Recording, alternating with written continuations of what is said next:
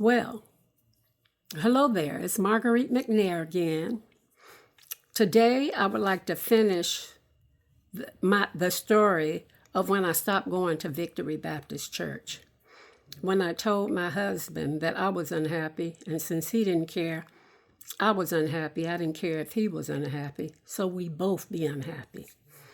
The next day, I moved to one of the spare bedrooms. But before I start that, I forgot to tell you guys about how when I had the double vision, I went and seen a neurologist. And the neurologist did a bunch of tests on me and they all came back negative. But she said sometimes you have myasthenia gravis and it won't show up on a test. So she diagnosed me with myasthenia gravis, but I knew I didn't have myasthenia gravis.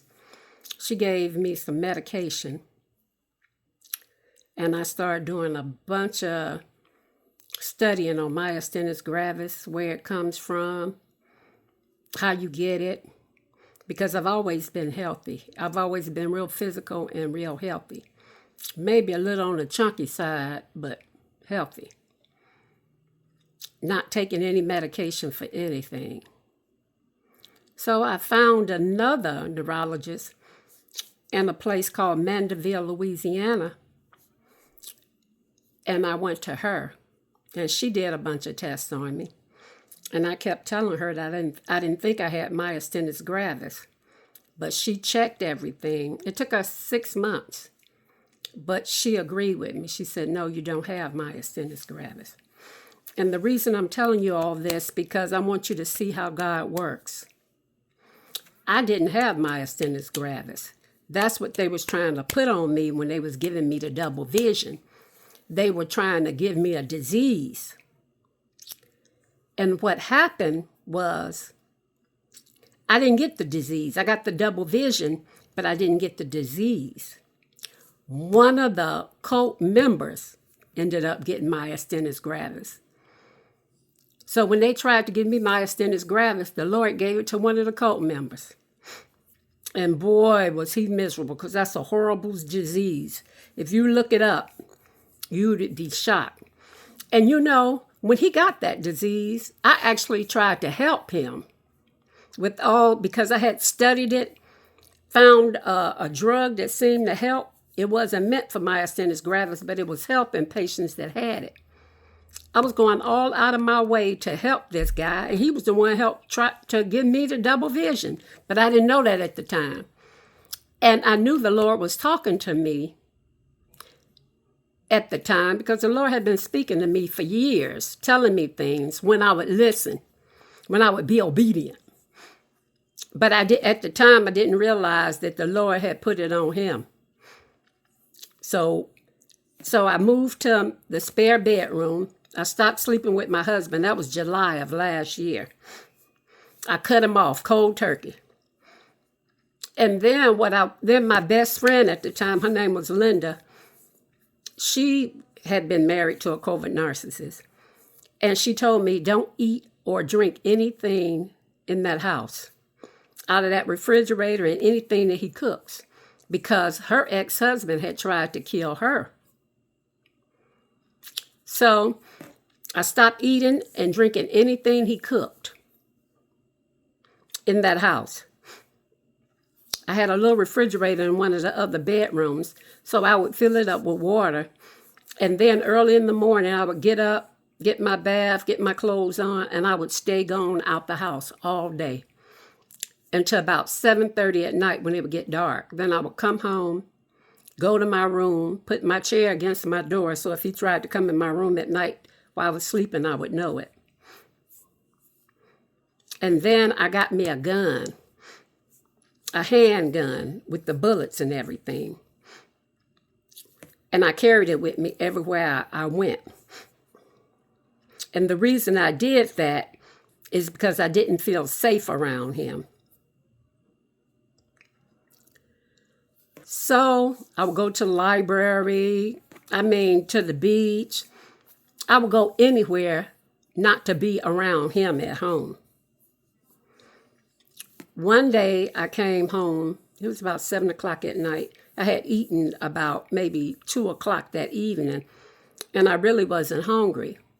So when I came in, I went to my little refrigerator in the other bedroom and got some water. I opened it up and took a drink out of the water. And it wasn't no more than 3 or 4 minutes later, I was throwing up and pooping. I mean, really bad. It was so bad that I couldn't even get to the bathroom. When I finally got to the bathroom, it just kept coming out, kept coming out. He had poisoned that water in that refrigerator. And God was bringing it out of me. Then the Lord started showing me more and more stuff. I think that's when the Lord really, because the Lord had always spoke to me, but he never showed me anything. It was like he would speak to me about certain things, but the Lord, some things the Lord just don't want you to know. So the Lord started showing me things. And the Lord showed me that my husband had poisoned my mom. That's what she died from. He poisoned her. And him and Ricky Moore had insurance policies on my mom's. So they benefited from my mom's death. And my husband didn't have to take care of no more. He could hit the street with the prostitutes, male and female prostitutes. And then, after the Lord showed me what he was doing, the Lord started showing me what the men were doing in the church when Mac would go there an hour before church started. He started showing me that they were doing black magic. The Lord started showing me that it was a bunch of them in the cult group was homosexual and they was doing each other. And boy, was this a shock. The Lord showed me that my youngest son, Michael Henry, that he was a covert narcissist too. That was a shock. And what shocked me the most was, I believe, that the Lord showed me that my son helped my husband to try to poison me. See, what I had did was when Linda told me about how she got poisoned, I transferred all my life insurance. I had 2 policies. One with the military. When I retired, I kept it. And one with the post office. When I retired, I kept it. So those were the only life insurance policies that I had. So I transferred the beneficiary over to my son, Michael. At the time I transferred it, I didn't realize that Michael was a covert narcissist at the time. I knew he had a lot of mental problems and wasn't very fond of me, but I didn't think he was that bad. I didn't think he would try to kill his own mother. Help to try to kill his own mother. But the Lord showed me that. And then one day I had chickens. I love chickens. I got a big, huge flower garden on the 15-acre property that I told y'all I worked all them years to try to pay it off while my husband was chasing a horse. Well, when I would get off of work, I would work in my flower garden. And I always kept my chickens fed. And I would give people at the church free yard eggs because I had so many chickens that we couldn't eat the eggs fast enough. So that was one of the benefits of me being there at Victory. So I would go out to the garden, work in my garden. And then one day I was going to pick up some chicken feed. And it was a sign at a house, and it said room for rent. And as I passed it, the Lord said, stop and get that phone number. So I stopped and wrote down the phone number when I got my chicken feed. And then the Lord says, call him. So I called him, and I didn't get an answer. This was on a Sunday. That Monday, when I got up, the Lord told me again, call that number. So I called the man, and his name was Ron. He said that the room wasn't ready. He had to get the carpet clean. And I asked him if I could come see the room. And he said yes. So I went to see the room, and when I walked in, the Lord told me to rent this room. And this is where I'm staying now. So the Lord wanted me out of my house. What I didn't know at the time, well, I knew that Mac had tried to kill me once. So that Monday, I went to the moving place to see if they could move me on a Tuesday, and they said, no, we couldn't move you to Wednesday. And so I asked the Lord, and he said, yeah, Wednesday would be okay. They would come to move me. Well, what the Lord showed me was on Wednesday, what the cult group had planned was, because the poison didn't work, what they were going to do is when my husband went to church Wednesday night, they had given somebody keys to the house. And they were supposed to come in and burglarize the house and kill me. So when my husband got home from church, I would be dead. And he'd have everybody in the church to say that he was in the church when I got killed. The Lord showed me that.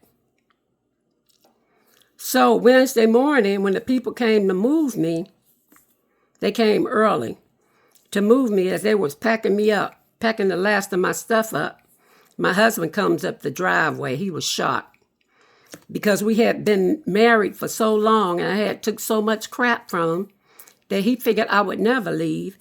And him and Ricky Moore would have plenty more opportunities to take me out. It was an opportunity before Mac poisoned me. I forgot to tell y'all about that. Before my husband tried to poison me, the week before he tried to poison me, I walked 10,000 steps every day. And I had joined a gym because I wanted to firm up. Since I was losing so much weight, I wanted to firm up. And on the way from the gym, I went down Seaway Road. And all of a sudden, the Lord told me, throw your phone out the window. At the time, I had a Galaxy, I think it was a 2122, Galaxy 2122. And I rolled down the window, and the Lord said it again. But the Lord said it a whole lot louder than I had ever heard the Lord speak to me. Normally, his voice is real quiet. But this time, the Lord said it so loud that I grabbed the phone and threw it out the window. When I threw the phone out the window, I kept on driving. When I got to the light, I made a right and then made a left. When I got to the next light, it was a man in a van right behind me. I mean, right behind me. I mean, there was no room in between me and this van. And a yellow Chevy, a bright yellow Chevy, parked right next to the van that was right up on me. And then the yellow Chevy tried to squeeze in between the back of my car and the front of the van. And I was blessed because the man in the van wasn't having it. So when I took off, the man in the van took off right behind me. So the yellow car had to figure out a way to get in that lane so he could turn right, like I was turning right. Right before I got to the next light, the Lord told me, make another right. So I made another right. Then the Lord had me go down this little side street. And the yellow car, I guess, must have kept going straight. Well, then the Lord told me not to go home that night. The Lord told me to get on the road. So I went by the bank, got $1,000 out, and got on the road because I had no idea where the Lord was taking me and how long I was going to be gone. And I had no clothes, just the clothes on my back. And the Lord led me to a place in Ocean Springs, to a beach. And he had me parked. Nobody was out there. I was all by myself. He had me parked, and he told me to sleep in the car. Boy, that was a horrible night. It was cold. I was freezing, but I did what the Lord told me to do. The next morning, and the Lord told me nobody would bother me, because I guess the Lord, he knew how I felt. I was worried. So he told me that he was my God. Go to sleep. Nobody would bother me. And I went to sleep. The next morning when I woke up, he told me I could go home now. So I drove home and went to my room. Got me some good sleep. And then I went and got a flip phone. And the reason I got the flip phone, it was the same number.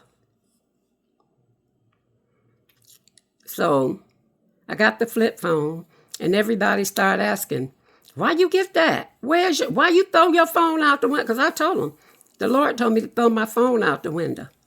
My grandkids thought I was crazy, but Mac knew. He knew why I threw my phone out the window, because he knew him and old Ricky Moore had set me up. Oh, him, Ricky Moore, and his side piece, Mac's side piece. He had a side piece there. He had been with her for 4 years. He actually married her. So he was married to me and a side piece at the same time. So when he got rid of me, he could bring the side piece to the house and move her right in. So I moved out, and that's where I am now. I have my own room. It's a garage that was turned into a room, and I pay rent. And I sleep very peaceful, and I love my room. I love my room, and I love my new family, because I can eat out of that refrigerator and don't have to worry about being poisoned. And if my husband sends somebody here to kill me, he's going to have a hard time, because he's got the Lord. He's got angels around me. He's got my ancestors. And he's got my new family he got to get through to get me. Him and Ricky Moore. Now, it was a lot of other times that Ricky and my husband tried to kill me. See, because like I told y'all, Ricky and my husband, they got illegal insurance policies on me. And if they kill me, the benefits are Ricky gets some money on his insurance policy. My husband gets some money on his insurance policy. My husband gets the 15 acres and the 3-bedroom, 2-bath house with a big old barn. And my husband will be able to move his new woman in the house and her kids.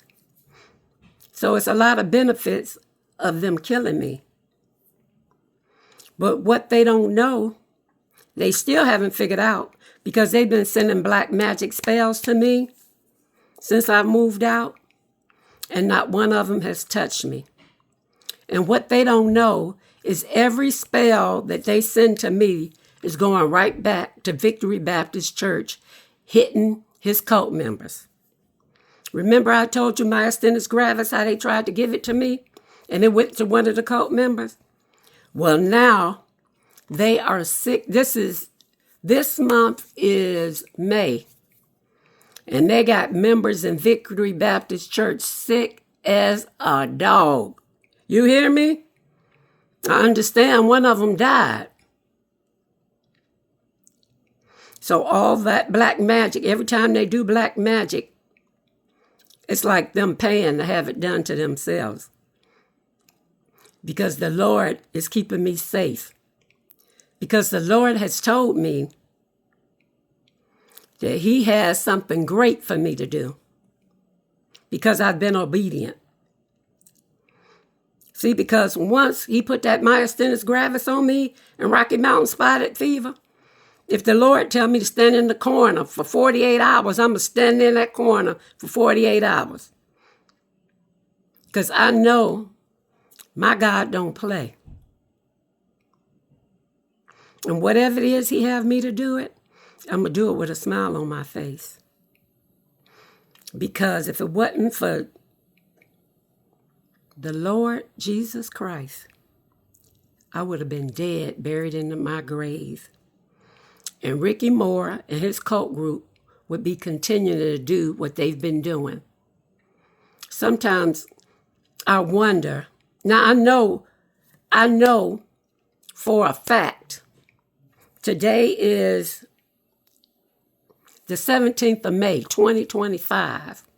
I know for a fact that Ricky Moore, my husband, and all his cult group is under judgment right now. They're getting found out left and right.